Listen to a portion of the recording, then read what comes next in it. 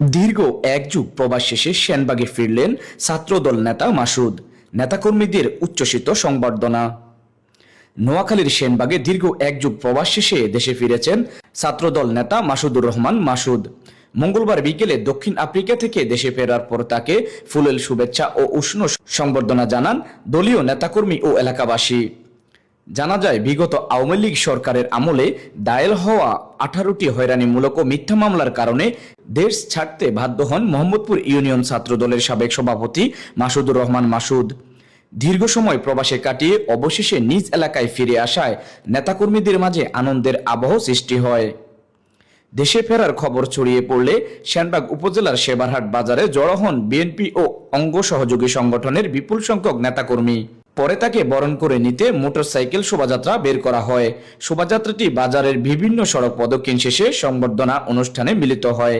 এ সময় নেতাকর্মীরা ফুলের তোড়া ও মালা দিয়ে প্রিয় নেতাকে শুভেচ্ছা জানান। অনুষ্ঠানে স্থানীয় বিএনপি, ছাত্রদল, যুবদল ও স্বেচ্ছাসেবক দলের বিভিন্ন পর্যায়ের নেতাকর্মীরা উপস্থিত ছিলেন।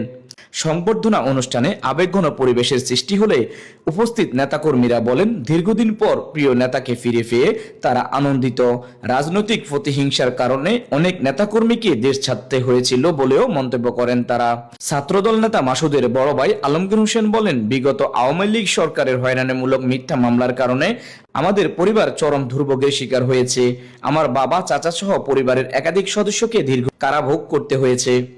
তিনি আরো বলেন, আজ মাসুদ দেশে ফিরেছে, এটা শুধু আমাদের পরিবারের জন্য নয়, এলাকাবাসী ও দলের নেতাকর্মীদের জন্য আনন্দের দিন। দীর্ঘ প্রবাস জীবন শেষে নিজ এলাকায় ফিরে এসে মাসুদুর রহমান মাসুদ সবার প্রতি কৃতজ্ঞতা প্রকাশ করেন এবং ভবিষ্যতে এলাকার মানুষের পাশে থাকার প্রত্যয় ব্যক্ত করেন। ফারুকের তথ্য ভিডিও চিত্রে ডেস্ক রিপোর্ট, নোয়াখালী টিভি।